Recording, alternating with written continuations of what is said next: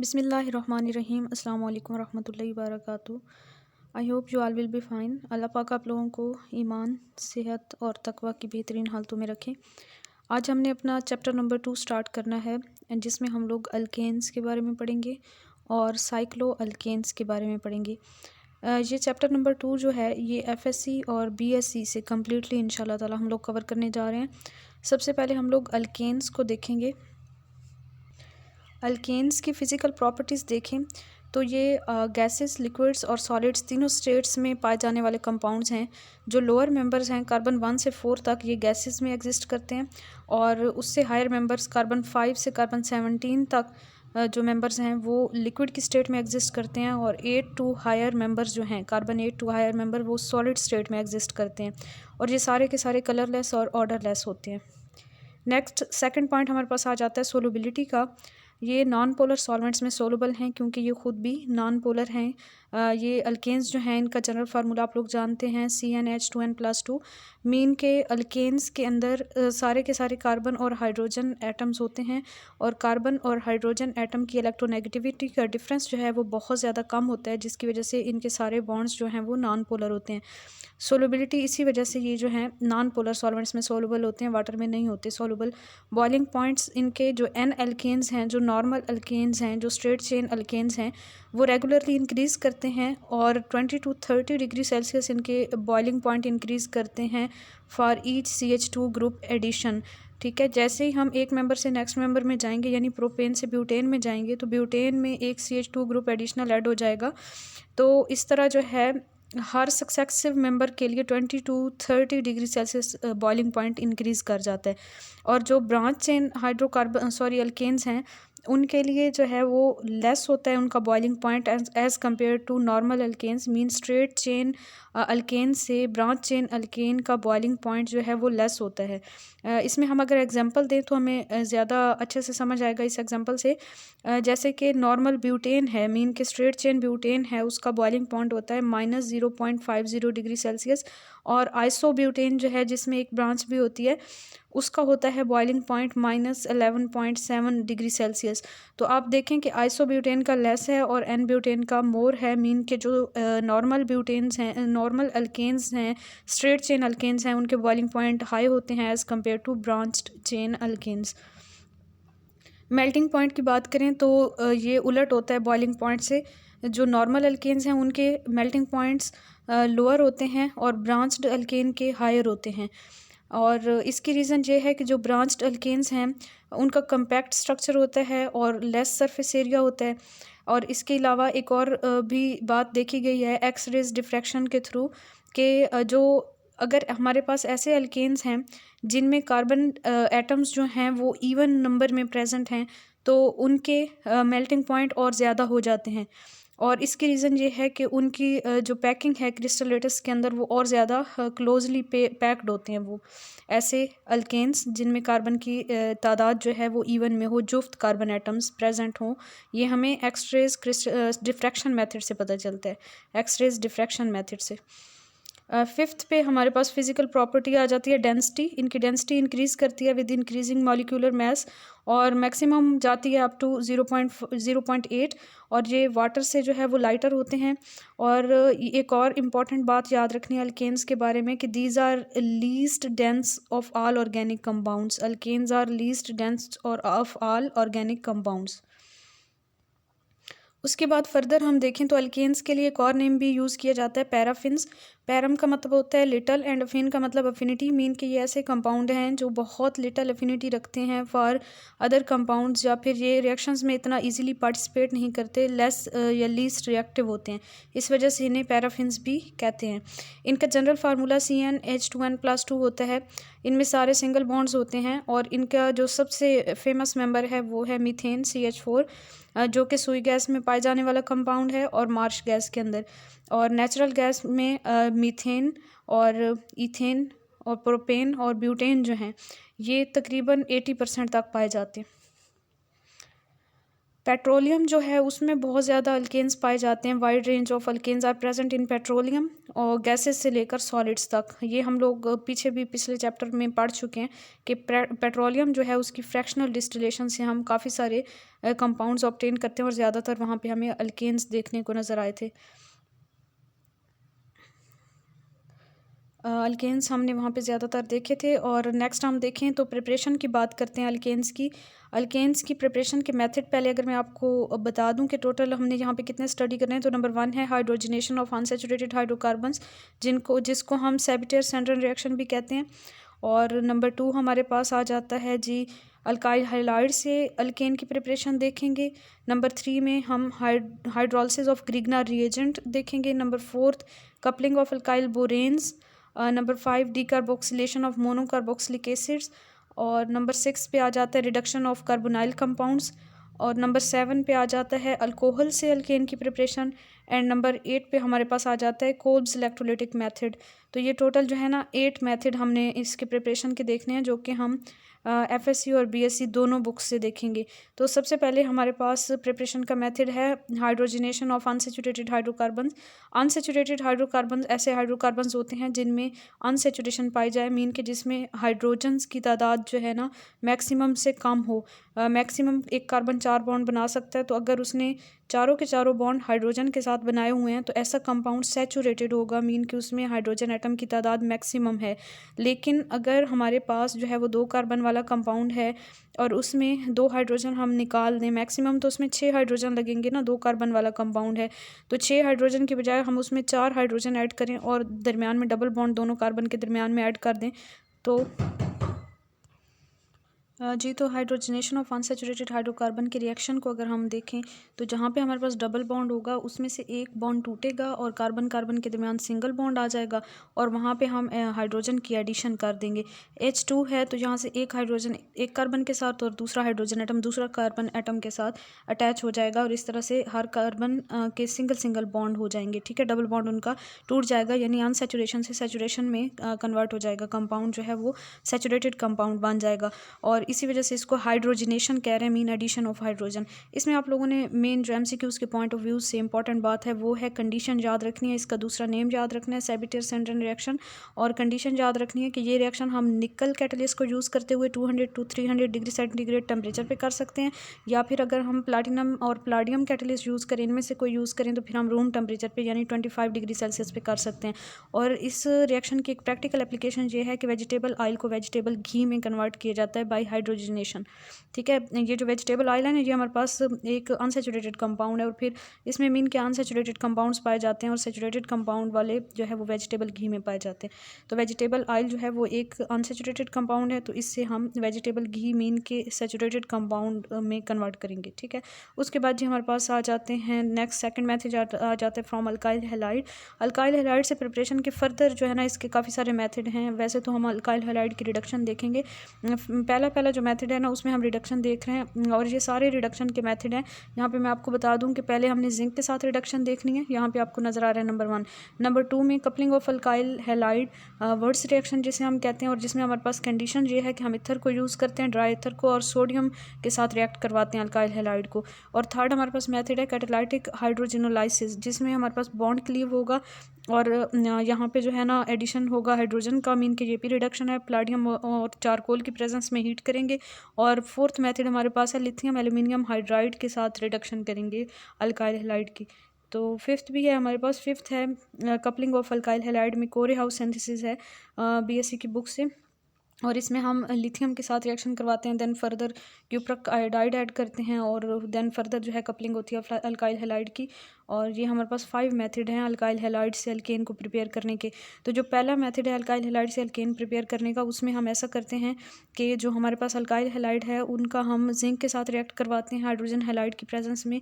तो ऐसा होगा कि यहाँ पे रिडक्शन होगी, तो रिडक्शन में जो जिंक है उसने इलेक्ट्रॉन जो है वो प्रोवाइड करने हैं, और जो हमारे पास एसिड है है उसने H पॉजिटिव ऐड करना है, हाइड्रोजन हैलाइड जो है, तो हमारे पास क्या बनेगा जी, एल्केन बनेगा और साथ में यहाँ पे जिंक हैलाइड भी बनेगा।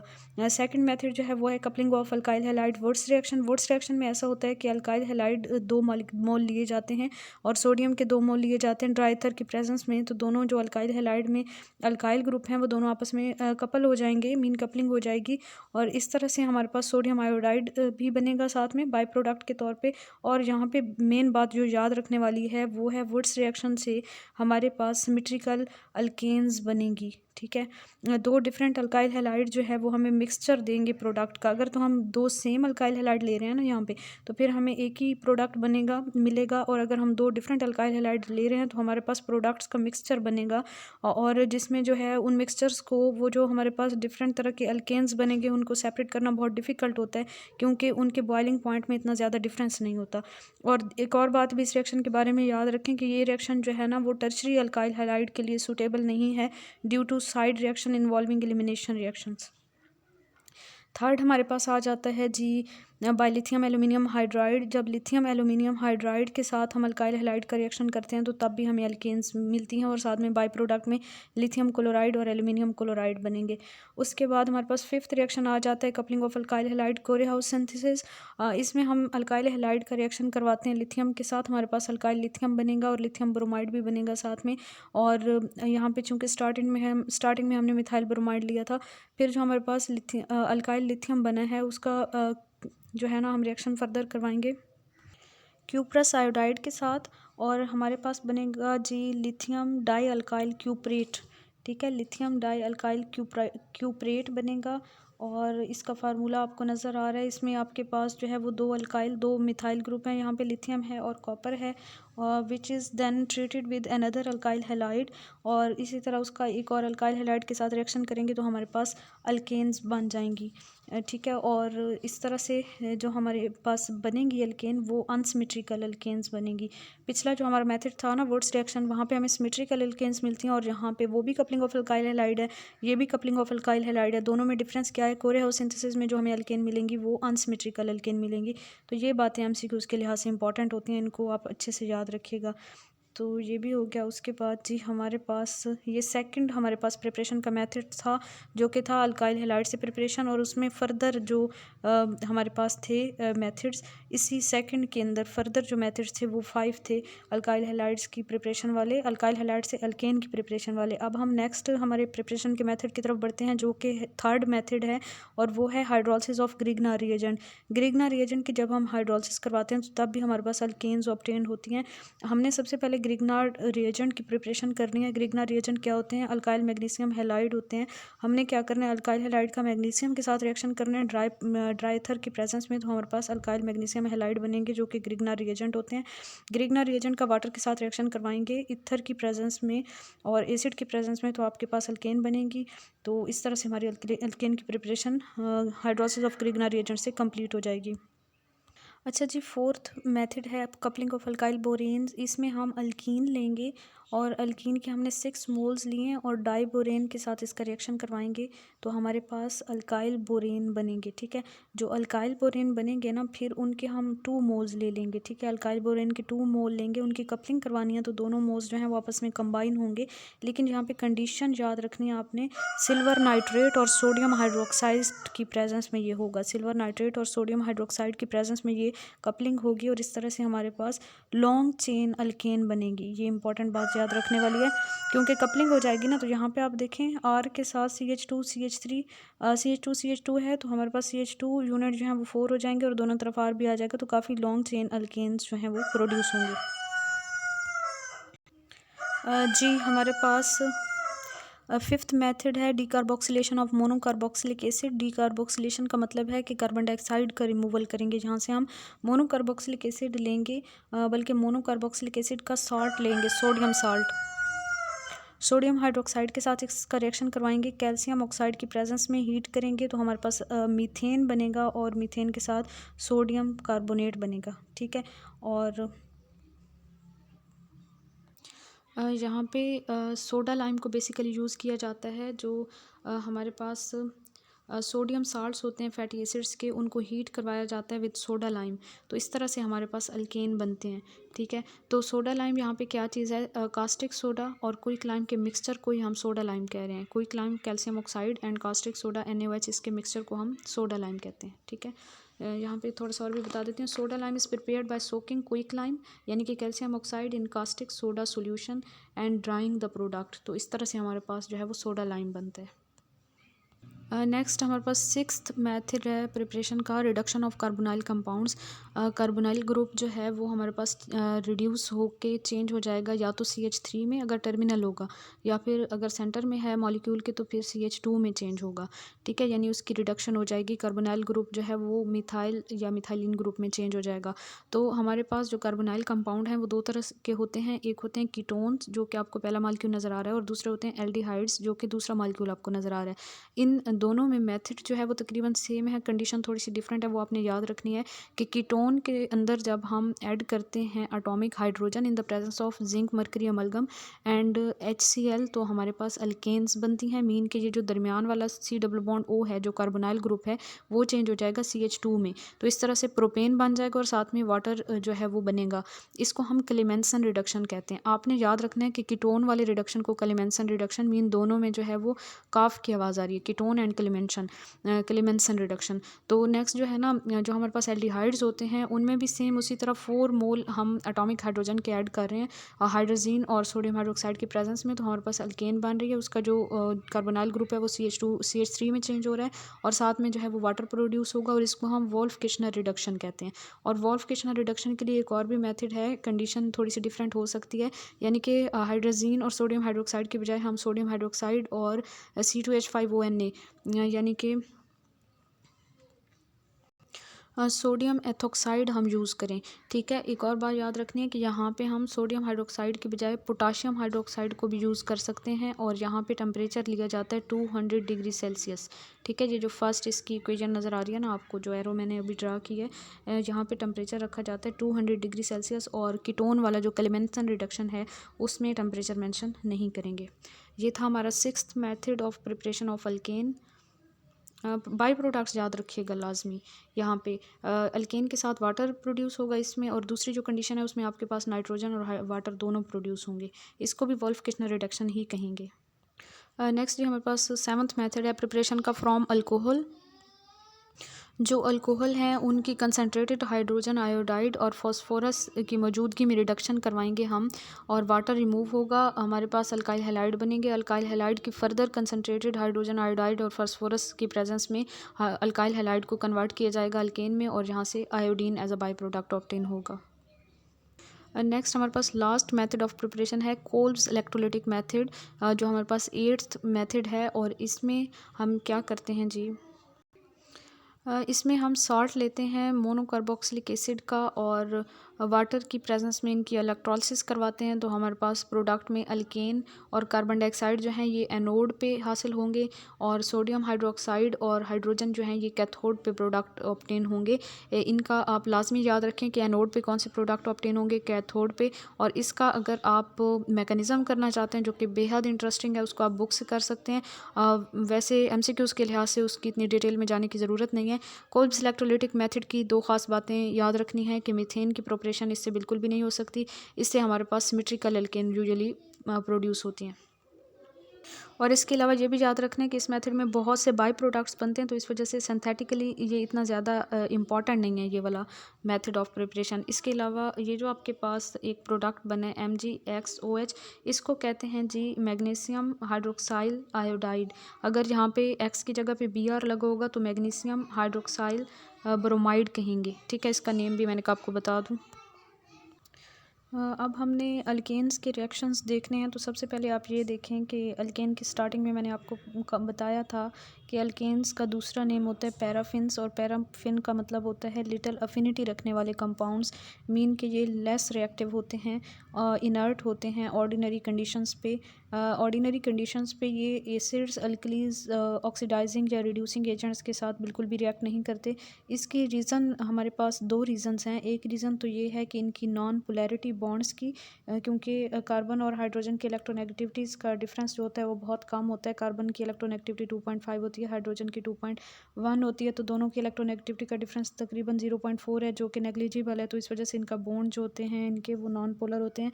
और दूसरा है inertness of sigma bond. Sigma bond जो होता है वो हेड टू हेड ओवरलैपिंग से बनता है ऑर्बिटल्स की, और ये एक स्ट्रॉन्ग बॉन्ड होता है, तो इस वजह से ये इनर्ट होता है, इसको ब्रेक करना इतना ईजी नहीं होता।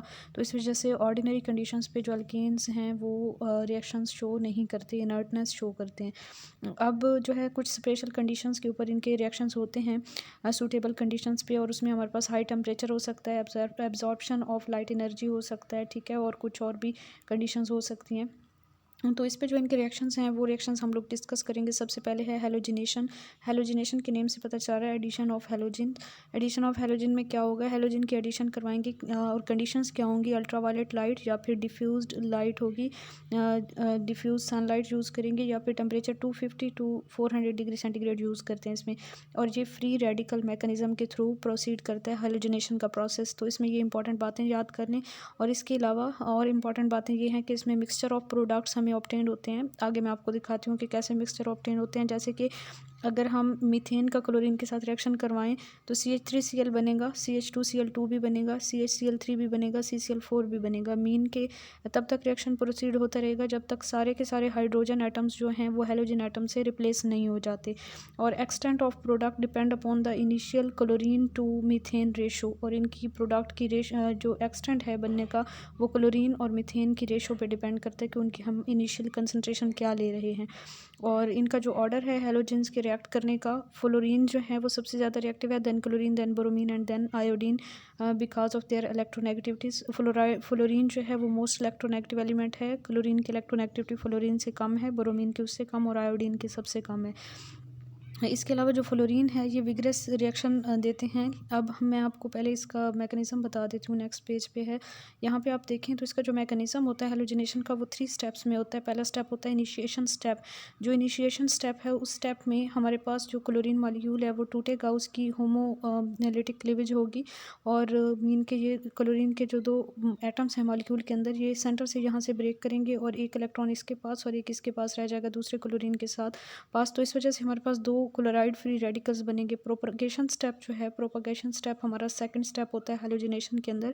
प्रोपगेशन स्टेप में जो क्लोराइड फ्री रेडिकल है वो रिएक्ट करता है मीथेन के साथ, और इस तरह से हमारे पास मिथाइल फ्री रेडिकल बनता है और HCl प्रोड्यूस होता है। नेक्स्ट स्टेप में ये जो मिथाइल फ्री रेडिकल बना है इसका क्लोरीन के मॉलिक्यूल के साथ रिएक्ट होता है और CH3Cl बनेगा, और साथ में क्लोराइड फ्री रेडिकल बनेगा, यानी कि ये Cl2 का मॉलिक्यूल टूटेगा, एक Cl जो है वो CH3 के साथ मिल जाना है, यानी कि एक क्लोराइड फ्री रेडिकल, दूसरा क्लोराइड फ्री रेडिकल इसी तरह फ्री हो जाएगा। और नेक्स्ट स्टेप में हमारे पास ये जो बना है प्रोडक्ट CH2Cl2, इसने रिएक्ट करना है क्लोरीन फ्री रेडिकल के साथ, और इसने नहीं सॉरी इसमें हमारे पास जो है ना CH3Cl बना था बेसिकली हमारे पास। जो CH3Cl है ये रिएक्ट करेगा CH3Cl रेडिकल,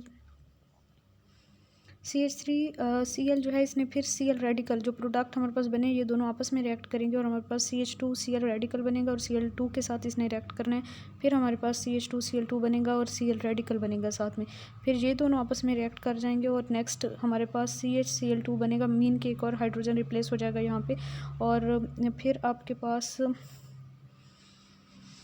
और Cl2 के साथ इसका रिएक्शन होगा मज़ीद, तो इसने चेंज होना है CHCl3 में, और साथ में क्लोरीन फ्री रेडिकल बनेगा, फिर ये दोनों आपस में अगेन रिएक्ट करेंगे तो CCl3 बनेगा और साथ में HCl बनेगा, फिर CCl3 का क्लोरीन के मॉलिक्यूल के साथ रिएक्ट होगा तो CCl4 और Cl फ्री रेडिकल बनेगा। अब प्रोपगेशन स्टेप में आप देखें तो हर स्टेप में प्रोपगेशन के जितने भी फर्दर स्टेप्स थे उनके हर स्टेप के अंदर एक फ्री रेडिकल था और एक न्यूट्रल मॉलिक्यूल, दोनों ने आपस में रिएक्ट किया। यहाँ पे भी नेक्स्ट स्टेप में भी CH3 रेडिकल और Cl2 मॉलिक्यूल न्यूट्रल था, फिर नेक्स्ट स्टेप में CH2Cl न्यूट्रल था, सॉरी CH3Cl जो था वो न्यूट्रल था और Cl रेडिकल था।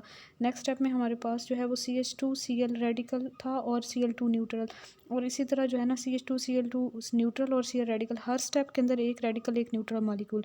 ये प्रोपगेशन स्टेप होता है, और उसके बाद नेक्स्ट स्टेप होता है टर्मिनेशन स्टेप। टर्मिनेशन स्टेप में दो दो फ्री रेडिकल्स आपस में कंबाइन कर जाते हैं और न्यूट्रल मॉलिक्यूल बन जाता है, और इस तरह रिएक्शन जो है वो टर्मिनेट हो जाता है, ख़त्म हो जाता है।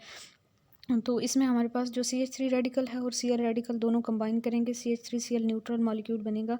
CH3 रेडिकल और CH3 रेडिकल मीन के मिथाइल फ्री रेडिकल भी आपस में कंबाइन कर सकते हैं और मीथेन बन जाएगा, या फिर दो क्लोराइड रेडिकल आपस में मिलके क्लोरीन का न्यूट्रल मॉलिक्यूल बना देंगे। तो ये हमारे पास हैलोजिनेशन का फ्री रेडिकल मैकेनिज्म था, जिसमें 3 स्टेप्स थे: initiation, propagation and termination step.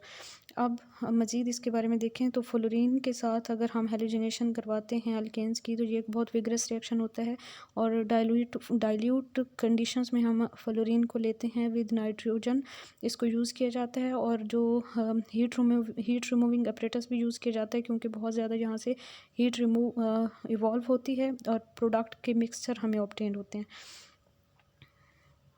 इसके अलावा मोनो डाईफ्लोरोमीथेन हमें ऑब्टेन नहीं होते, और सिमेट्रिकल डाईफ्लोरोमीथेन भी हमें ऑब्टेन नहीं होते। रिएक्शन देख लें, CH3 यानी कि हम अगर मीथेन का रिएक्शन फ्लोरीन के साथ करवाते हैं तो हमारे पास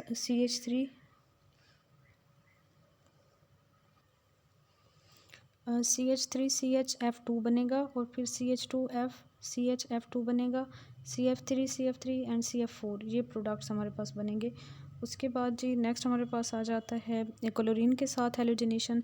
डायरेक्ट क्लोरीनेशन हम करवाते हैं सल्फोराइल क्लोराइड के साथ। सल्फोराइल क्लोराइड का फार्मूला होता है SO2Cl2, और इसमें हम अगर इसका रिएक्शन देखें तो अल्केन का रिएक्शन सल्फोराइल क्लोराइड के साथ करवाते हैं ऑर्गेनिक पेरोक्साइड्स की प्रेजेंस में। हमारे पास प्रोडक्ट्स में अल्काइल हैलाइड बनेगा, सल्फर डाइऑक्साइड और HCl बनेगा। अल्काइल हैलाइड, सल्फर डाइऑक्साइड और HCl ये प्रोडक्ट्स होंगे। उसके बाद नेक्स्ट ब्रोमीन के साथ रिएक्शन है। ब्रोमीन के साथ अगर हम ब्रोमिनेशन करवाते हैं तो ब्रोमीन जो है ये this is more selective in site of attack. Tertiary hydrogen atom के ऊपर जो है वो ब्रोमीन ने अटैक करना होता है, ये ज़्यादा सेलेक्टिव है in site of attack at 127 degree celsius. और हम जो रेशो अगर हम इसको कंपेयर करें कि ब्रोमीन ने कहाँ पे ज़्यादा इसके अटैक करने के चांसेस होते हैं, कौन से हाइड्रोजन के ऊपर, टर्शरी हाइड्रोजन के ऊपर 1600, सेकेंडरी के ऊपर 80 एंड प्राइमरी के ऊपर 1। ठीक है, तो ज़्यादा सिलेक्टिव है टर्शरी हाइड्रोजन के ऊपर अटैक, मीन उसको रिप्लेस करना जो है वो ब्रोमीन का जो है ज़्यादा प्रोमिनेंट रिएक्शन होता है टर्शरी हाइड्रोजन को रिप्लेस करने का। यहाँ पे अगर आप देखें ना, तो जैसे आपको ये ये आपको एक यहाँ से अल्केन नज़र आ रहा है, 2 मिथाइल प्रोपेन नज़र आ रहा है। ब्रोमिनेशन इसकी करवाएंगे लाइट की प्रेजेंस में 127 डिग्री सेल्सियस पे, तो आपको नज़र आ रहा है कि जो मेन प्रोडक्ट हमारा बन रहा है ग्रेटर दैन 99%, ये वो प्रोडक्ट है जिसमें टर्शरी हाइड्रोजन को रिप्लेस किया ब्रोमीन ने। और सेकंड जो हमारे पास प्राइमरी हाइड्रोजन को रिप्लेस किया जहाँ पे ब्रोमीन ने, ये वाला प्रोडक्ट बहुत ज़्यादा कम अमाउंट में बनेगा, ट्रेसेस में बनेगा। ठीक है, उसके बाद हमारे पास आ जाता है जी आयोडीन के साथ। ब्रोमिनेशन के बाद आयोडीनेशन की अगर हम बात करें ना, तो रिवर्सिबल रिएक्शन होता है ये, क्योंकि आयोडीन की एडिशन जब करवाते हैं अल्केन्स के अंदर तो यहाँ पे हाइड्रोजन आयोडाइड की फॉर्मेशन होती है, और हाइड्रोजन आयोडाइड जो है वो बहुत ज़्यादा स्ट्रॉन्ग रिड्यूसिंग एजेंट है। और जैसा कि हम इक्वेशन अगर देखें तो CH4 का आयोडीन के साथ रिएक्शन करवाएंगे तो हमारे पास CH3I बनेगा और साथ में हाइड्रोजन आयोडाइड, तो ये रिएक्शन जो है वो बैकवर्ड चला जाएगा, रिवर्स हो जाएगा।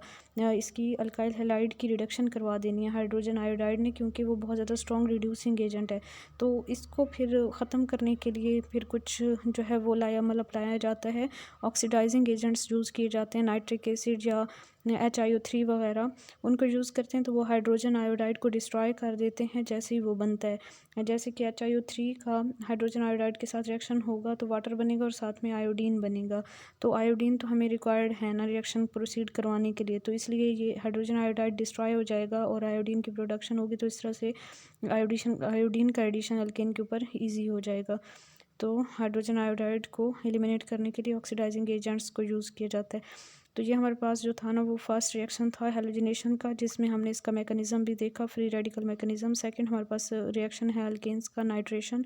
मीथेन का हम नाइट्रिक एसिड के वेपर्स के साथ रिएक्शन करवाते हैं 480 डिग्री सेंटीग्रेड पे।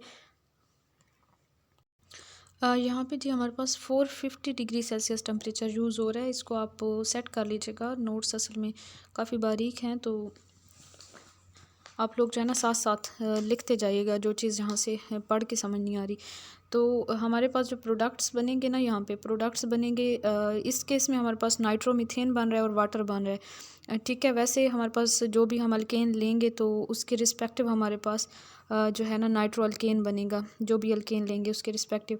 और यहाँ पे बेसिकली हो क्या रहा है, 450 डिग्री सेल्सियस टेम्परेचर ले रहे हैं ना, तो इस वजह से कार्बन कार्बन बॉन्ड ब्रेक होगा ड्यू टू हाई टेम्परेचर, और इसी तरह ना मिक्सचर ऑफ प्रोडक्ट्स बन जाएंगे। सारे के सारे हाइड्रोजन जो है ना वो रिप्लेस होते जाएंगे, हाइड्रोजन या फिर आर ग्रुप्स जो है ना वो नाइट्रो ग्रुप से रिप्लेस होते जाएंगे। और ये फ्री रेडिकल मैकेनिज्म होता है, ये भी जैसे हेलोजिनेशन में हुआ है ना, उसमें भी तो सारे हाइड्रोजन रिप्लेस हो रहे थे, तो इसमें भी फ्री रेडिकल मैकेनिज्म जो होता है वो बहुत ज़्यादा डिस्ट्रक्टिव रिएक्शन होते हैं, तो सारे हाइड्रोजन रिप्लेस हो जाएंगे। नेक्स्ट जी हमारे पास है sulphonation, third type of reactions हैं अल्केन्स के। तो इसमें हमारे पास सल्फोनेशन में सल्फोनिक एसिड ग्रुप SO3H जो है ना वो इंट्रोड्यूस होता है अल्केन के ऊपर, यानी कि हाइड्रोजन की जगह पे हाइड्रोजन को रिप्लेस करेगा ये वाला ग्रुप। और इसमें आप लोगों ने याद रखना है कि सल्फोनेशन में हमारे पास जो मीथेन और इथेन है ना वो ये रिएक्शन नहीं देते, मीथेन और इथेन से ये रिएक्शन प्रोसीड नहीं होता। मॉडरेट टेम्परेचर पे एट 50 to 60 डिग्री सेंटीग्रेड ये रिएक्शन प्रोसीड करता है। फ्यूमिंग H2SO4 को यूज़ किया जाता है। और अगर हम इक्वेशन लिखें इसकी तो हमने यहाँ पे लिखा है मीथेन और इथेन के अलावा हम लेंगे कोई अल्केन, जैसे CH3 CH2 ट्वाइस CH3 लिया है हमने, यानी कि 2 3 4 कार्बन वाला है, तो ये ब्यूटेन है हमारे पास, N butane. H2SO4 fuming sulphuric acid लेंगे, 50 to 60 डिग्री सेल्सियस टेम्परेचर लेंगे। तो इस तरह से हमारे पास जो प्रोडक्ट बनेगा वो होगा ब्यूटेन सल्फोनिक एसिड, यानी कि CH3 CH2 थ्राइस और साथ में SO3H और साथ में वाटर प्रोड्यूस होगा। तो यहाँ पे आप लोग साथ में वाटर भी मेंशन कर लें। और इसके बाद हमारे पास नेक्स्ट आ जाता है जी यूज़। देखें सल्फोनेशन के, तो डिटर्जेंट्स में यूज़ किया जाता है इस रिएक्शन को, यानी कि जो अल्काइल सल्फोनिक एसिड्स हैं ना उनको यूज़ किया जाता है for the production of detergents. और सिंथेटिक डिटर्जेंट्स जो होते हैं वो सोडियम या पोटाशियम के साल्ट्स हो सकते हैं of alkyl benzene sulphonic acids. ये याद रखना है आप लोगों ने, जो हमारे पास सिंथेटिक डिटर्जेंट्स हैं वो सोडियम और potassium salts of alkyl benzene sulphonic acids होते हैं। और इसमें मैंने आपको यहाँ पे जो है ना वो फार्मूला भी बता दिया है, RC6H5SO3 नेगेटिव, Na पॉजिटिव, और Na पॉजिटिव की बजाय K पॉजिटिव भी हो सकता है। इसको हम क्या, ये हमारे पास क्या प्रोडक्ट है, ये हमारे पास है जी सोडियम और potassium salt of alkyl benzene sulphonic acid. तो इसमें जो हमने R ग्रुप लगाया ना, R ग्रुप हमारे पास हो सकता है कार्बन 9 वाला, या फिर इससे कोई हायर मेंबर हो सकता है 9 कार्बन वाला, या फिर इससे कोई हायर मेंबर हो सकता है C9H19 हो सकता है, और या फिर कोई हायर अल्काइल ग्रुप हो सकता है। ठीक है, ये अल्काइल ग्रुप है ना C9H19, इसमें से एक हाइड्रोजन रिमूव करके R ग्रुप बताया हुआ है। और these are mostly used for laundry work, और इनको जो है वो लॉन्ड्री वर्क में ज़्यादा यूज़ किया जाता है। एडवांटेजेस ओवर सोप, डिटर्जेंट का एडवांटेज क्या होता है सोप के ऊपर, सोप जो होते हैं ना वो हार्ड वाटर में प्रेसिपिटेट्स बना देते हैं, तो इस वजह से ना जो सोप होता है बहुत ज़्यादा वेस्ट होता है, तो इस वजह से सोप की बजाय डिटर्जेंट्स को प्रेफर किया जाता है जहाँ पे हार्ड वाटर हो। नेक्स्ट जी हमारे पास है कंबस्टन का रिएक्शन। आप लोग बहुत बखूबी वाकिफ़ हैं कि कंबस्टन के प्रोडक्ट्स में हमारे पास कार्बन डाइऑक्साइड, वाटर और हीट, ये 3 प्रोडक्ट्स होते हैं मेन प्रोडक्ट कंबस्टन के। जब हम मीथेन जो है मीथेन की हम कंबस्टन करें तो 890 किलो जूल पर मोल एनर्जी रिलीज़ होती है। और इसके अलावा जो हमारे पास है जी इथेन के लिए 1559, और प्रोपेन के लिए 2225 225, और एन ब्यूटेन के लिए 2877। यानी कि हमारे पास जहाँ पे हम सक्सेसिव मेंबर्स में देख रहे हैं तो हमारे पास तकरीबन हर CH2 ग्रुप की एडिशन पर 660 किलो जूल एनर्जी का एडिशन हो रहा है। तो ये आप लोगों ने 660 किलो जूल एनर्जी जो है ना ये याद रखनी है, 660 kilo joule energy for each CH2 group addition. यहाँ पे आपको नज़र आ रहा होगा पर CH2 group 660 kilo joule energy is increase for combustion. ठीक है, तो ये आप लोगों ने याद रखना है। मीन के जो हीट ऑफ कंबस्टन है ना it increases regularly in the series as the series ascends. Next fifth type के रिएक्शन आ जाते हैं अल्केन्स के, ऑक्सीडेशन। ऑक्सीडेशन में हमारे पास एक इनकम्प्लीट ऑक्सीडेशन होगी और एक कंप्लीट ऑक्सीडेशन। इनकम्प्लीट ऑक्सीडेशन में हमारे पास कार्बन मोनोऑक्साइड, वाटर और कार्बन ब्लैक प्रोडक्ट्स बनते हैं। कार्बन ब्लैक जो है इसे यूज़ किया जाता है इंक बनाने के लिए, black paint, filler in rubber in compounds. और इसके बाद हमारे पास जी second type of oxidation is catalytic oxidation. Catalytic oxidation में मेटेलिक कैटलिस्ट यूज़ किए जाते हैं, हाई टेम्परेचर यूज़ किया जाता है और प्रेशर जो हमारे पास प्रोडक्ट्स हैं उनका मिक्सचर ऑब्टेन होता है हमें। जैसे कि हम अगर मीथेन की कैटालाइटिक ऑक्सीडेशन करते हैं तो हम यहाँ पे एटॉमिक ऑक्सीजन को लेंगे, मेटेलिक कैटलिस्ट में कॉपर को लेंगे, कॉपर मेटल को 400 degree centigrade temperature and 200 ATM pressure लेंगे तो हमारे पास बनेगा अल्कोहल बनेगा, methyl alcohol. Methyl alcohol further same condition पे इसकी मज़ीद जो है वो कैटालाइटिक ऑक्सीडेशन करवाएंगे तो मिथाइल अल्कोहल जो है उसने चेंज हो जाना है फॉर्मल्डिहाइड में। फॉर्मल्डिहाइड की सेम कंडीशन पे अगेन ऑक्सीडेशन करवाएंगे तो फॉर्मिक एसिड बनेगा और उसकी अगेन सेम कंडीशन पे ऑक्सीडेशन करवाएंगे तो हमारे पास कार्बन डाइऑक्साइड और वाटर फाइनली प्रोड्यूस होंगे। और ये जो हमारे पास कैटालाइटिक ऑक्सीडेशन है इसकी अगर मैं आपको प्रैक्टिकल एप्लीकेशन बताऊं तो इंडस्ट्री के अंदर इस रिएक्शन को यूज़ किया जाता है for the preparation of higher fatty acids for soap and vegetable oil industries. तो ये आप नोट कर लीजिएगा। और जो हमने नाइट्रेशन का रिएक्शन पढ़ा है ना वहाँ पे भी एप्लीकेशन मैं आपको नहीं बता सकी। नाइट्रो अल्केन्स जो प्रोड्यूस होते हैं उनको यूज़ किया जाता है as fuels, solvents and in organic synthesis. तो ये भी याद रखें, फ्यूल्स के तौर पे, सॉल्वेंट्स के तौर पे और ऑर्गेनिक सिंथेसिस में भी यूज़ किया जाता है नाइट्रो अल्केन्स को।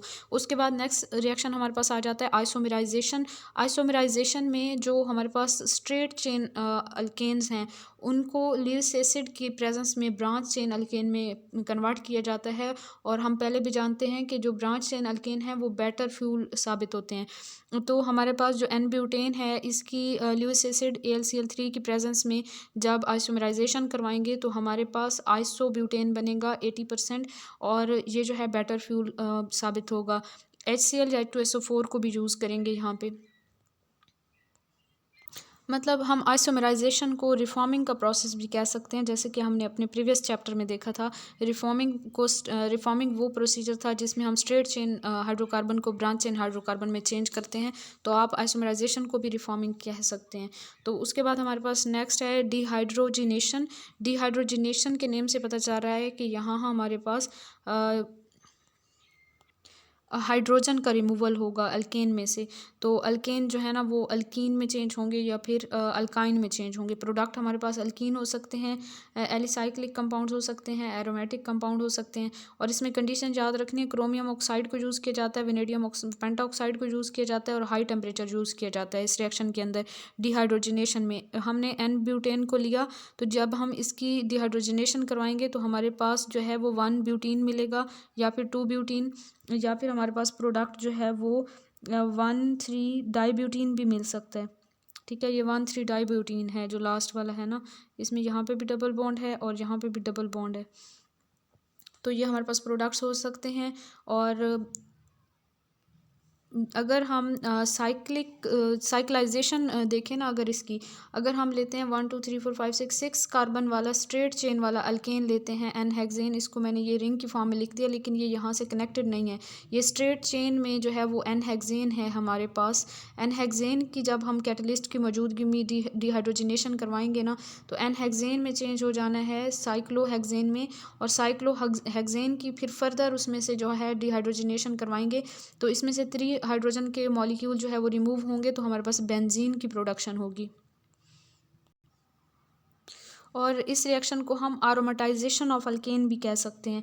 आरोमेटाइजेशन ऑफ अल्केन, ये जो हमारा ये वाला सारा रिएक्शन है इसमें क्योंकि एरोमेटिक कंपाउंड बन रहे हैं तो इसको हम आरोमेटाइजेशन ऑफ अल्केन कहेंगे। और इसमें 6 से 10 कार्बन वाले जो अल्केन्स हैं उनको कन्वर्ट किया जा सकता है उनके रिस्पेक्टिव साइक्लिक कंपाउंड्स के अंदर और एरोमेटिक कंपाउंड्स के अंदर। तो इसको हम एरोमेटाइजेशन कहते हैं। पहले इसमें पहला स्टेप जो है वो साइक्लाइजेशन होगा, यहाँ से यहाँ तक। एक और कलर से आपको बता देती हूँ, यहाँ से यहाँ तक साइक्लाइजेशन होगा, ये प्रोडक्ट बनेगा, फिर फर्दर जो है इसकी एरोमेटाइजेशन होगी और एरोमेटिक कंपाउंड बन जाएगा। नेक्स्ट हमारे पास 8th जो रिएक्शन है वो है अल्काइलेशन। अल्काइलेशन में हम अल्केन और अल्कीन का रिएक्शन करवाएंगे लिविस एसिड की प्रेजेंस में, तो हमारे पास लार्ज अल्केन बनेंगे जो कि गुड फ्यूल साबित होंगे। ठीक है, तो ये हमारे पास है 2 मिथाइल प्रोपीन और फिर हमने 2 मिथाइल प्रोपेन दोनों लिए हैं, अल्केन और अल्कीन कंसनट्रेटेड एट 2SO4 की प्रेजेंस में। तो हमारे पास जो है वो 2,2,4 ट्राई मिथाइल पेंटेन बनेगा, जो कि जिसको हम आइसो ऑक्टेन भी कहते हैं, जो कि बहुत ज़्यादा बेस्ट फ्यूल साबित होता है, जिसका ऑक्टेन नंबर 100 होता है, जो कि हमने प्रीवियस चैप्टर में भी देखा था। और इसके अलावा यहाँ तक हमारे रिएक्शंस कंप्लीट हो जाते हैं। अब हम देखते हैं कि फ्यूल की क्वालिटी को कैसे इंप्रूव किया जा सकता है क्रैकिंग के प्रोसेस से, आइसोमराइजेशन के प्रोसेस से यानी कि रिफॉर्मिंग के प्रोसेस से, डिहाइड्रेशन के प्रोसेस से और डिहाइड्रोजनेशन और अल्काइलेशन के प्रोसेस से हम फ्यूल की क्वालिटी को इम्प्रूव कर सकते हैं। ऑक्टेन नंबर क्या होता है? एंटी नॉक प्रॉपर्टी को मेजर करने के लिए ऑक्टेन नंबर को यूज़ किया जाता है। 2,2,4 ट्राईमिथाइल पेंटेन यानी कि आइसो ऑक्टेन जो है इसका ऑक्टेन नंबर 100 होता है, एन हेप्टेन का ऑक्टेन नंबर 0 होता है। अगर हमारे पास एक ऐसा फ्यूल है जिसमें 42% 2,2,4 ट्राईमिथाइल पेंटेन है और 58% एन हेप्टेन है, तो इस मिक्सचर का ऑक्टेन नंबर कितना होगा? 42 होगा। ऑब्वियसली 42 होगा क्योंकि हमारे पास यहाँ पे 2,2,4 ट्राईमिथाइल पेंटेन की परसेंटेज जो है वो 42 है। तो ये हमारा अल्केन्स का चैप्टर यहाँ पे ख़त्म हो जाता है। अब हम साइक्लो अल्केन्स की बात करेंगे। साइक्लो अल्केन्स जो हैं ये सैचुरेटेड हाइड्रोकार्बन्स ही हैं। इसमें बस ये होता है कि जो एंड वाले कार्बन एटम्स होते हैं वो आपस में जुड़ जाते हैं और रिंग बना देते हैं, और इनको हम एलिसाइक्लिक कंपाउंड्स भी कहते हैं। साइक्लो अल्केन्स को एलिसाइक्लिक कंपाउंड्स भी कहते हैं। और यहाँ पे जो प्रीफिक्स एली यूज़ हुई है ALI एलिसाइक्लिक में, ये इसलिए यूज़ हुई है क्योंकि इनकी सिमिलैरिटी होती है एलिफैटिक कंपाउंड्स के साथ। एलिफैटिक कंपाउंड्स होते हैं ना वो ओपन चेन कंपाउंड होते हैं। जब मैंने पिछले चैप्टर में आपको क्लासिफिकेशन ऑफ ऑर्गेनिक कंपाउंड्स बताया था तो वहाँ पे भी मैंने आपको बताया था कि जो एलिसाइक्लिक कंपाउंड्स हैं वो एलिफैटिक कंपाउंड से रिजेंबल करते हैं, इसी वजह से उनको नेम एलिसाइक्लिक कंपाउंड दिया गया है। और एलिसाइक्लिक कंपाउंड जो हैं ये साइक्लो अल्केन्स जो हैं ये एलिसाइक्लिक कंपाउंड्स हैं। ठीक है, और इनका जनरल फार्मूला होता है CnH2n, और ये जो इनका जनरल फार्मूला है CnH2n, इसी वजह से जो है इनको कहा जाता है कि these are isomeric with alkene, क्योंकि अल्कीन का भी जनरल फार्मूला CnH2n होता है। ठीक है, इनके फिर प्रिपरेशन के मेथड देखें तो सबसे पहले हम इन्हें साइक्लिक कंपाउंड से प्रिपरेशन देखेंगे। From cyclic compound first method है catalytic hydrogenation of aromatic compounds और साइक्लिक अल्कीन्स या फिर एरोमेटिक कंपाउंड्स की हमने कैटालाइटिक हाइड्रोजिनेशन करनी है तो हमारे पास जो है वो साइक्लो अल्केन्स ऑब्टेन होंगे। जैसे कि बेंजीन है, बेंजीन में हम 3 मोल हाइड्रोजन के ऐड कर दें निकल की प्रेजेंस में 150 to 200 degree centigrade and 25 ATM pressure पे, तो हमारे पास बेंजीन के अंदर जब 3 मोल्स हाइड्रोजन के ऐड होंगे यानी कि यहाँ पे बेंजीन की हाइड्रोजिनेशन करवाई है तो हमारे पास साइक्लो हेक्सेन जो है वो ऑब्टेन होगा। और इसी तरह हमारे पास साइक्लो अल्कीन हो यानी कि ये हमारे पास साइक्लो हेक्सीन है, इसमें हम चूँकि एक डबल बॉन्ड है तो 1 मोल जो है वो हम हाइड्रोजन का ऐड करेंगे निकल की प्रेजेंस में 200 डिग्री सेंटीग्रेड पे, तो साइक्लो हेक्सेन यानी कि हमारे पास साइक्लो अल्केन बन जाएगा। सेकंड मेथड है reduction of cyclic ketones. Cyclic ketone की अगर हम रिडक्शन करवाते हैं यानी कि क्लेमेंसन रिडक्शन करवाते हैं तो हमारे पास जो कार्बोनाइल ग्रुप है उसकी CH2 में रिडक्शन हो जाएगी। जिंक मरकरी अमलगम HCl की प्रेजेंस में 4H ऐड करेंगे तो हमारे पास साइक्लोहेक्सेन बनेगा, साथ में वाटर बनेगा। फ्रॉम ओपन चेन कंपाउंड से आप देखते हैं ये तो हमारे पास साइक्लिक कंपाउंड से प्रिपरेशन थी साइक्लो अल्केन की। ओपन चेन कंपाउंड से प्रिपरेशन देखें तो सबसे पहले हमारे पास आ जाता है रिएक्शन फ्रीउंड सिंथेसिस से हम साइक्लो अल्केन को कैसे प्रिपेयर करेंगे।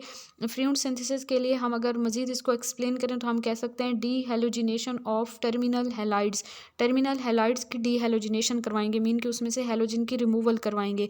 सोडियम या जिंक को यूज़ करते हैं इसमें, this is useful for preparation of 3 to 6 carbon ring, और ये मेथड जो है स्पेशली यूजफुल है 3 से 6 कार्बन वाले रिंग तैयार करने के लिए।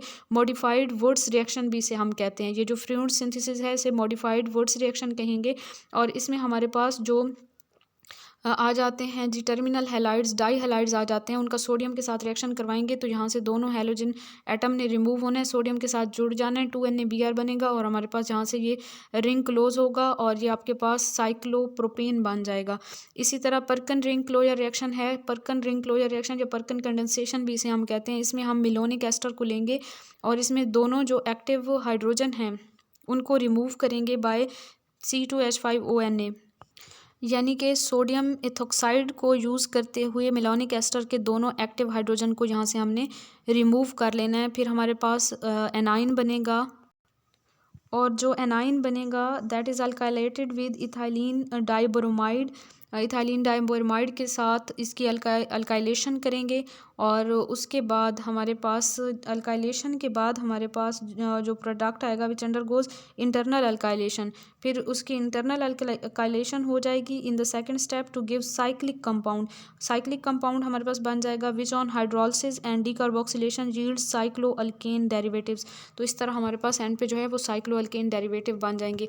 तो ज़्यादा रट्टा लगाने की ज़रूरत नहीं है, जस्ट आपने ये करना है कि इन रिएक्शंस की जो इंपॉर्टेंट बातें हैं इसमें हमारे पास रिएक्टेंट्स कौन से यूज़ हो रहे हैं, प्रोडक्ट्स कौन से यूज़ हो रहे हैं, कंडीशंस क्या यूज़ हो रही हैं, ये आपको याद होनी चाहिए। क्योंकि एमसीक्यूज़ में आपसे पूरा रिएक्शन नहीं पूछा जाएगा, एमसीक्यूज़ में आपसे या तो कंडीशन या कैटलिस्ट पूछी जा सकती है, या टेम्परेचर या प्रेशर या फिर रिएक्टेंट्स या फिर प्रोडक्ट्स। ठीक है, तो ये बातें जो है वो याद रखने वाली हैं। तो इन इतने कॉम्प्लिकेटेड से रिएक्शंस को देख के आपने परेशान नहीं होना। यहाँ पे सारा रिएक्शन जो है वो मेंशन किया हुआ है। हमने मेलोनिक एस्टर लिया, मेलोनिक एस्टर का फार्मूला आपको यहाँ पे नज़र आ रहा है, C2H5COO CH2COO ये हमारे पास मेलोनिक एस्टर है। इसमें हमने ऐड किया जी सोडियम एथोक्साइड, और सोडियम एथोक्साइड जब हम इसमें ऐड करेंगे तो हमारे पास एनाइन बनेगा, और साथ में जो है ना वो बाई प्रोडक्ट भी एक बनेगा, इथाइल अल्कोहल बनेगा। ठीक है, और फिर फर्दर जो है हम उस एनाइन की अल्काइलेशन करवाएंगे विद इथाइलिन डाइब्रोमाइड। तो इथाइलिन डाइब्रोमाइड हमने यहाँ पे लिया, और यहाँ से -NaBr होगा, और ये हमारे पास जी ये वाला प्रोडक्ट आएगा, अल्काइलेशन हो गई। फिर इंटरनल अल्काइलेशन होगी इसकी नेक्स्ट स्टेप में, और इस तरह से हमारे पास जो है ना वो रिंग क्लोज हो जाएगा। यहाँ पे एक साइक्लिक सा कंपाउंड बनेगा, और इस तरह ये अल्केन के डेरिवेटिव मिल जाएंगे हमें। और इनको फिर फर्दर जो है ना हम यहाँ से मज़ीद इनको हम इनके जो डेरिवेटिव्स हैं ना उनको फर्दर हम चेंज कर सकते हैं किसी और प्रोडक्ट में। ठीक है, साथ में सोडियम ब्रोमाइड भी प्रोड्यूस होगा। और तो ये हमारे पास फाइनल प्रोडक्ट आ गया।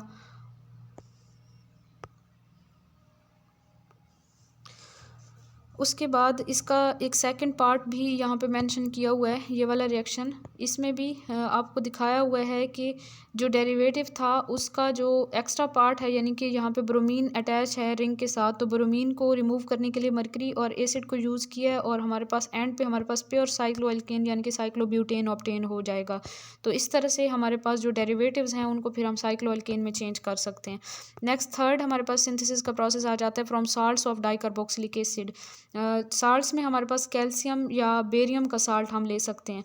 साल्ट्स ऑफ डाइकार्बोक्सिलिक एसिड, जब हम कैल्शियम या बेरियम का साल्ट लेते हैं डाइकार्बोक्सिलिक एसिड का, और उसको हम हीट करवाते हैं, साइक्लिक कीटोन्स की फॉर्मेशन होती है। यहाँ पे आपको स्क्रीन पे नज़र भी आ रहा है, साइक्लिक कीटोन की फॉर्मेशन होगी, और यहाँ पे कैल्शियम कार्बोनेट जो है वो यहाँ पे रिमूव हुआ है जब हमने हीट करवाया है।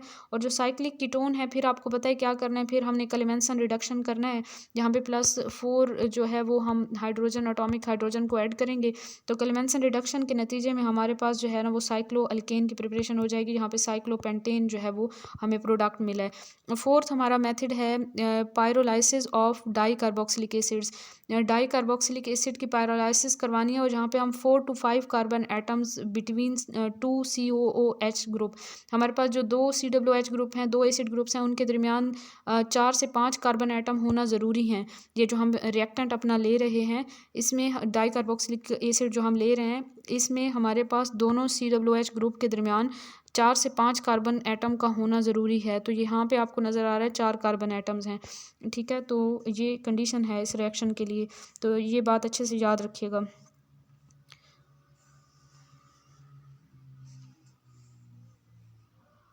यहाँ पे जब हम हीट करते हैं तो कंडीशन आपने याद रखनी है, 300 डिग्री सेंटीग्रेड पे हीट करेंगे in the presence of barium hydroxide, और यहाँ से कार्बन डाइऑक्साइड और वाटर का रिमूवर होगा, और इस तरह से हमारे पास साइक्लोकीटोन्स बनेंगे। फिर उसका क्लेमेंसन रिडक्शन से उसकी रिडक्शन करवा देंगे, और इस तरह से हमारे पास क्लेमेंसन या फिर साइक्लोकीटोन बनेगा। अगर साइक्लोकीटोन नहीं है तो फिर हमारे पास बन सकते हैं एल्डिहाइड भी बन सकता है, वोल्फकेशनल रिडक्शन फिर हम यूज़ कर लेंगे, और इस तरह से हमारे पास साइक्लो अल्केन की फॉर्मेशन हो जाएगी। ठीक है, तो यहाँ पे भी हमारे पास साइक्लोपेंटेन बन रहा है। अब फिजिकल प्रॉपर्टीज़ आ जाती हैं साइक्लोअल्केन्स की। फिजिकल प्रॉपर्टीज़ में 3 to 4 कार्बन रिंग जो हैं ये गैसेस होती हैं रूम टेम्परेचर पे, और बाकी सारे जो हैं 3 to 4 कार्बन रिंग वाले जो कंपाउंड्स हैं वो गैशियस स्टेट में एग्जिस्ट करते हैं रूम टेम्परेचर पे, और बाकी सारे लिक्विड स्टेट में एग्जिस्ट करते हैं। मेल्टिंग पॉइंट, बॉइलिंग पॉइंट और डेंसिटी इनकी इंक्रीज़ करती है with the increase in molecular mass and increases then, और इनकी जो मेल्टिंग पॉइंट, बॉइलिंग पॉइंट और डेंसिटी वगैरह है वो इनकी जो स्ट्रेट चेन अल्केन्स हैं उन या नॉर्मल अल्केन्स हैं उनसे हमेशा ज़्यादा होती है। ये प्रॉपर्टीज़ जो होती हैं वो उनकी ज़्यादा होती हैं। उसके बाद जी इनसोलुबल हैं ये वाटर में क्योंकि इनकी लो पोलैरिटी है और इनमें कोई हाइड्रोजन बॉन्डिंग नहीं पाई जाती। क्लासिफिकेशन की बात करें तो depending upon ring size 4 groups होते हैं इनके। एक स्मॉल रिंग वाले साइक्लोअल्केन होते हैं जिनमें 3 से 4 कार्बन वाले रिंग होते हैं। स्मॉल एंगल स्ट्रेन होता है इनके अंदर। दूसरे होते हैं कॉमन रिंग वाले साइक्लोअल्केन जिनमें 5, 6 या 7 कार्बन का रिंग हो सकता है। These are largely unstrained. Then medium ring cycloalkanes which contain 8 to 11 carbon atoms. Ring is consisting of 8 to 11 carbon atom and these are considerable strain. इनके अंदर काफ़ी ज़्यादा स्ट्रेन होता है। और लास्ट में हमारे पास लार्ज रिंग साइक्लोअल्केन आ जाते हैं जिसमें ग्रेटर दैन 12 कार्बन एटम हो सकते हैं जो कि रिंग बना रहे होते हैं। दीज हैव लिटल और नो स्ट्रेन। अब हमने जो है ना स्ट्रेन को समझना है बेयर स्ट्रेन थ्योरी के थ्रू। हम यहाँ पे जो है ना बेयर स्ट्रेन थ्योरी जो है वो हमें एक तो स्ट्रक्चर के बारे में इंफॉर्मेशन देती है साइक्लोअल्केन के, और दूसरा उनकी स्टेबिलिटी के बारे में बताती है थ्रू स्ट्रेन। ठीक है, 1885 में एडोल्फ बेयर ने ये थ्योरी प्रपोज्ड की थी और उन्होंने इस थ्योरी के थ्रू एक्सप्लेन की थी रिलेटिव स्टेबिलिटीज़ ऑफ साइक्लोअल्केन्स, और कुछ ही उन्होंने साइक्लोअल्केन्स की जो स्टार्टिंग वाले साइक्लोअल्केन्स हैं उनकी रिलेटिव स्टेबिलिटीज़ को एक्सप्लेन किया था। और उनकी थ्योरी के अकॉर्डिंग स्टेबिलिटी और स्ट्रेन का इन्वर्स रिलेशन है, मीन के जिस हमारे कंपाउंड में जितना ज़्यादा स्ट्रेन होगा वो उतना ही ज़्यादा अनस्टेबल होगा, स्ट्रेन जितना कम वो उतना ज़्यादा स्टेबल कंपाउंड होगा।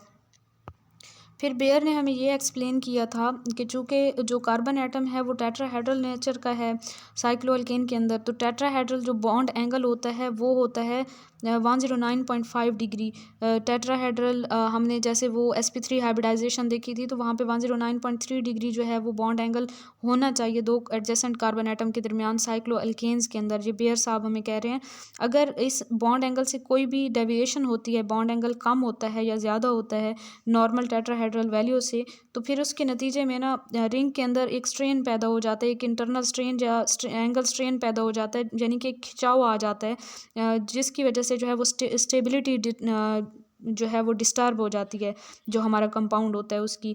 तो साइक्लोअल्केन्स में जो हर 3 कार्बन एटम्स हैं जो कि बॉन्ड्स बना रहे होते हैं आपस में ओवरलैपिंग से, sp3 ऑर्बिटल्स की ओवरलैपिंग से, तो आपने जैसे हम साइक्लिक स्ट्रक्चर कोई भी ले लेना तो इस तरह करके, तो यहाँ पे एंगल बन रहा है ना, तो एंगल यहाँ पे बन रहा है तो एक कार्बन ये, एक कार्बन ये और एक कार्बन ये 3 कार्बन एटम जो है ना वो इस एंगल में पार्टिसिपेट कर रहे हैं।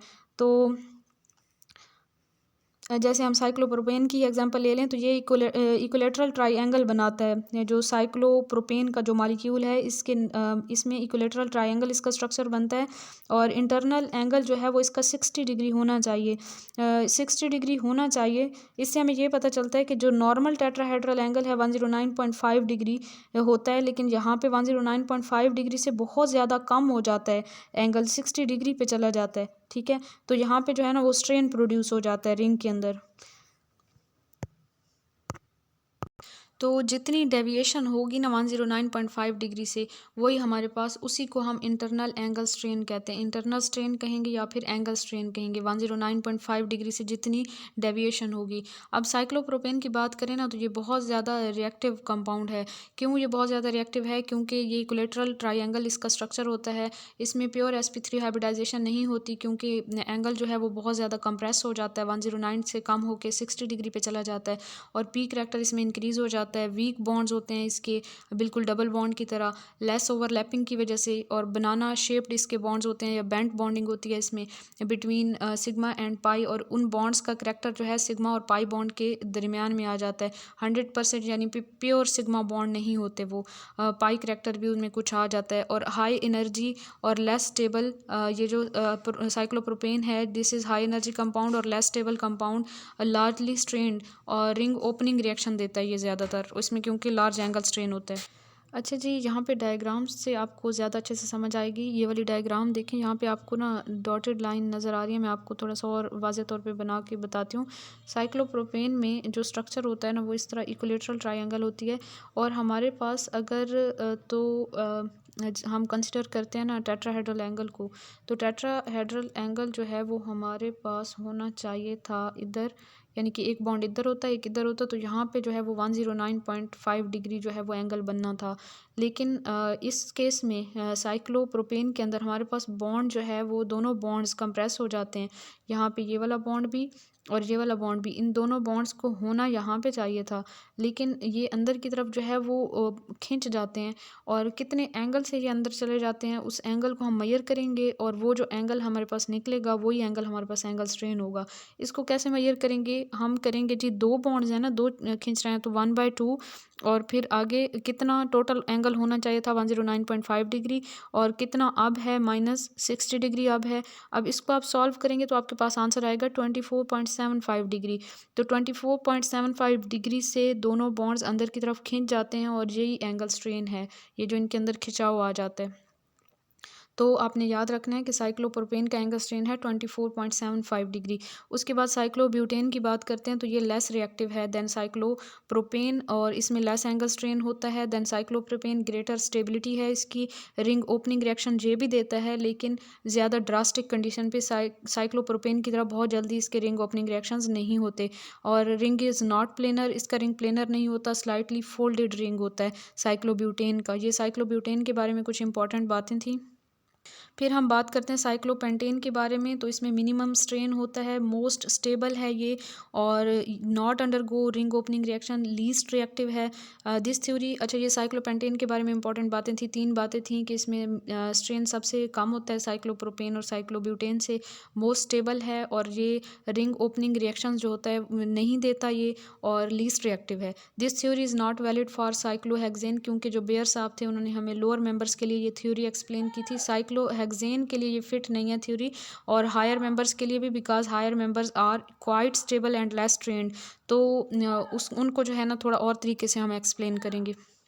जी स्टूडेंट्स, साइक्लोहेक्सेन और हायर मेंबर्स के लिए हम हीट ऑफ कंबस्टन पर CH2 ग्रुप जो है मेजर करते हैं, और इनकी स्टेबिलिटी का हीट ऑफ कंबस्टन पर CH2 ग्रुप के साथ इन्वर्स रिलेशन है। जितनी ज़्यादा हीट ऑफ कंबस्टन होगी फॉर ईच CH2 ग्रुप, उतनी ही कम स्टेबिलिटी होगी साइक्लोहेक्सेन और हायर मेंबर्स के लिए।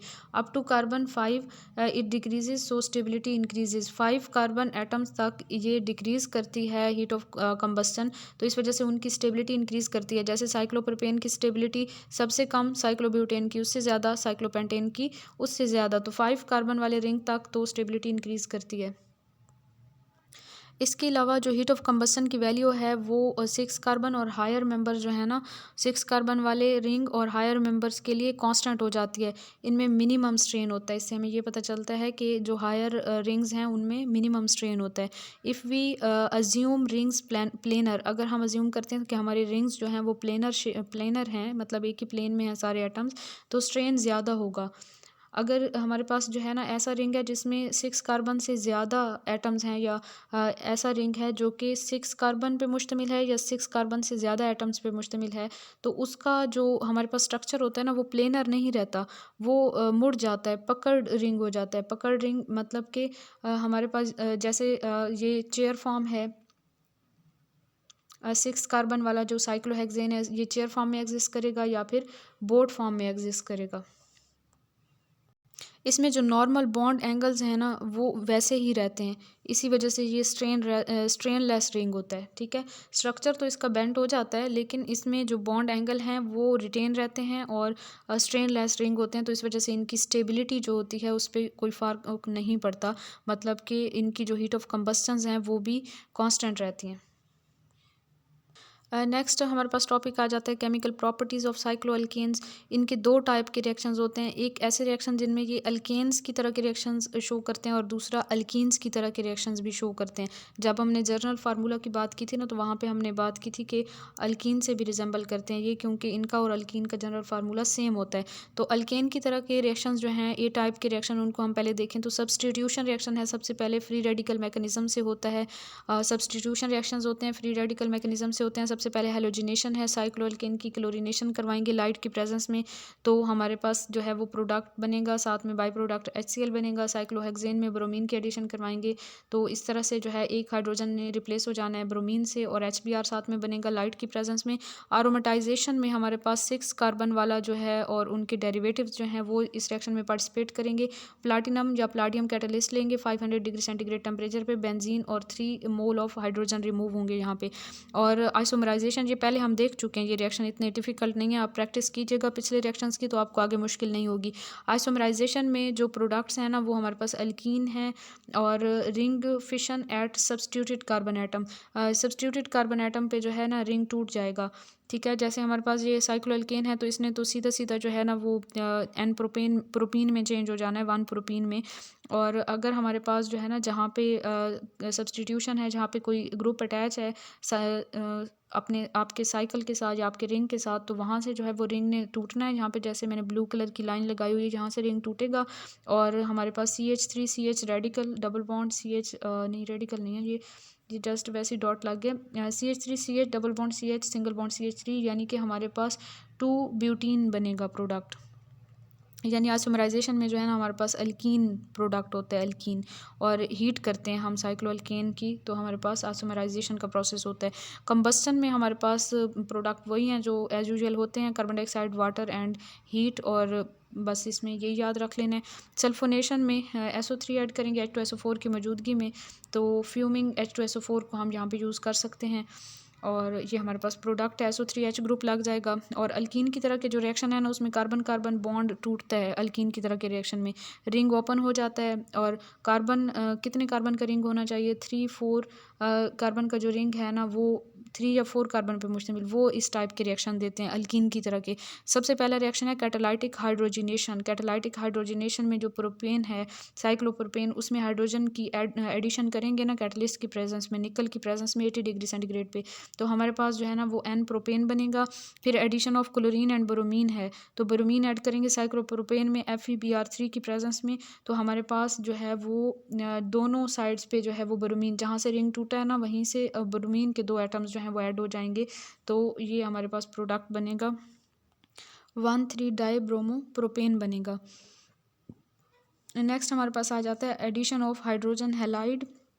हाइड्रोजन हैलाइड की जब हम एडिशन करेंगे, तो जहाँ से हमारे पास रिंग टूट रहा है वहाँ से यहाँ पे बल्कि मार्कोवनिकॉव रूल फॉलो होगा, मार्कोवनिकॉव रूल के अकॉर्डिंग एडिशन होगी। यहाँ पे मार्कोवनिकॉव रूल क्या कहता है कि हमारे पास जो नेगेटिव पार्ट होता है ना रिएजेंट का, वो उस कार्बन के साथ जाके अटैच होगा जिसके पास पहले से कम हाइड्रोजन अटैच है, ठीक है। यानी कि कम हाइड्रोजन वाला जो कार्बन है वहाँ पे Br ने जाके अटैच होना है। Br नेगेटिव पार्ट है ना HBr का, H जो है वो पॉजिटिव है।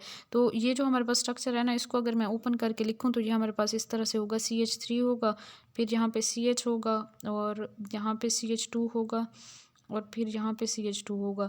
तो अब आप देखें तो आपके पास जी यहाँ पे इस कार्बन के साथ 1 हाइड्रोजन है और इस कार्बन के पास 2 हाइड्रोजन है, यहाँ से इस बॉन्ड ने टूटना है, तो ब्रोमीन जो है ना वो इस कार्बन के साथ अटैच होगा, यानी CH3 के बाद CH के साथ ब्रोमीन, CH3 CH इसके साथ ब्रोमीन, फिर अगला ये वाला CH2 आगे आ जाएगा इससे ये, और फिर लास्ट में ये CH2 इसके साथ हाइड्रोजन ऐड हो जाएगा तो CH3 बन जाएगा। तो इस तरह मार्कोवनिकॉव एडिशन होगी, मीन के negative part of the reagent which goes to that carbon atom which have least number of hydrogen atoms. Next है हाइड्रेशन। हाइड्रेशन में हमारे पास जो साइक्लोप्रोपेन है H2SO4 के साथ रिएक्शन करवाएंगे ना, इसका साइक्लोप्रोपेन का H2SO4 के साथ रिएक्शन करवाएंगे तो अल्काइल सल्फेट बनेगा, और अल्काइल सल्फेट की फिर हाइड्रोलिसिस करवाएंगे तो वो अल्कोहल में कन्वर्ट हो जाएगा, तो फाइनल प्रोडक्ट हमारे पास हाइड्रेशन के अंदर अल्कोहल बनेगा।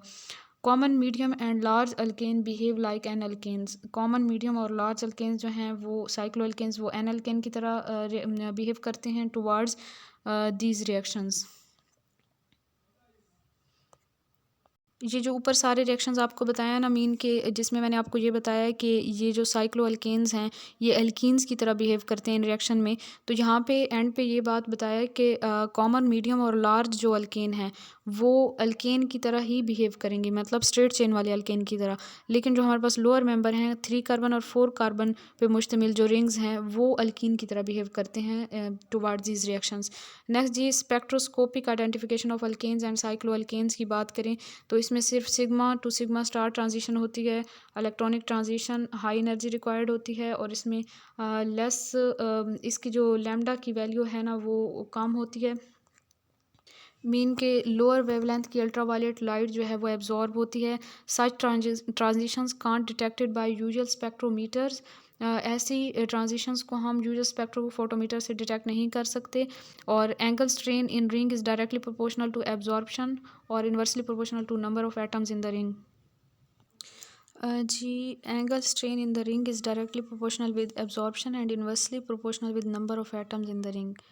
Mean it's inversely proportional to absorption. ठीक है, उसके बाद हमारे पास आ जाता है जो साइक्लोप्रोपेन है उसके लिए 3050 सेंटीमीटर इनवर्स है और साइक्लोहेक्सेन के लिए 2990 सेंटीमीटर इनवर्स। वैल्यूज़ याद रखिएगा, एमसीक्यूज़ के लिहाज से इंपॉर्टेंट है। Only carbon hydrogen stretching is absorbed. Carbon hydrogen stretching absorption जो हैं सिर्फ वही होती हैं साइक्लोअल्केन के लिए। और अल्केन्स के लिए बात करें तो हमारे पास कार्बन हाइड्रोजन स्ट्रेचिंग फ्रीक्वेंसीज या एब्जॉर्प्शन जो है इनकी वैल्यूज़ हैं 2850 टू 3000 सेंटीमीटर इनवर्स। और CH3 में CH की जो बेंडिंग वाइब्रेशन है वो 1435 टू 1470 सेंटीमीटर इनवर्स है। और CH2 की जो बेंडिंग वाइब्रेशन है वो 1440 टू 1480 सेंटीमीटर इनवर्स है। और कार्बन कार्बन स्ट्रेचिंग की जो वैल्यू है वो है 800 टू 1300 सेंटीमीटर इनवर्स। तो ये वैल्यूज़ याद कीजिएगा, ये इंपॉर्टेंट है MCQs के लिहाज से। उसके बाद ये साइक्लोप्रोपेन के लिए वैल्यू 3050 और साइक्लोहेक्सेन के लिए 2990। और इनमें सिर्फ कार्बन हाइड्रोजन की स्ट्रेचिंग एब्जॉर्प्शंस होती हैं। उसके बाद हमारे पास कुछ कन्वर्जन्स हैं यहाँ पे, ये कन्वर्जन्स देख लीजिएगा। अगर हमने मीथेन को इथेन में चेंज करना है तो फिर हम क्या करेंगे, पहले उसकी क्लोरीनेशन करवाएंगे और फिर जो हमारा प्रोडक्ट बन रहा है ना उस प्रोडक्ट की सोडियम के साथ ईथर की मौजूदगी में वर्ड्स रिएक्शन करवाएंगे तो हमारे पास जो है डिज़ायर्ड प्रोडक्ट आ जाएगा। इनकी आप प्रैक्टिस करेंगे तो तभी ये चीज़ें आपको आएंगी। अगर हमने इथेन को मीथेन में चेंज करना है तो फिर हम क्या करेंगे, क्लोरीनेशन करवाएंगे, हमारे पास अल्काइल हैलाइड बनेगा, इथाइल हैलाइड KOH के साथ रिएक्शन करवाएंगे एक्वस K2Cr2O7 की प्रेजेंस में तो हमारे पास अल्कोहल बनेगा, SN2 रिएक्शन होगा और फिर अल्कोहल की ऑक्सीडेशन करवाएंगे तो हमारे पास ये ऑक्सीडेशन के नतीजे में CH3 डबल बॉन्ड OH बनेगा, ये कार्बोक्सिलिक एसिड। और फिर इसकी हम NaOH के साथ रिएक्शन करवाएंगे, न्यूट्रलाइजेशन करवाएंगे तो हमारे पास सोडियम साल्ट आएगा। और उसके बाद उसकी फिर आप डीकार्बोक्सिलेशन करवाएंगे तो आपके पास डिज़ायर्ड प्रोडक्ट आ जाएगा, यानी कि मीथेन आ जाएगा। और अगर हमारे पास जो है वो हमने CH3COOH को CH4 में चेंज करना हो तो इसमें आप पहले न्यूट्रलाइजेशन करवाएंगे NaOH के साथ और नेक्स्ट में डीकार्बोक्सिलेशन करवाएंगे।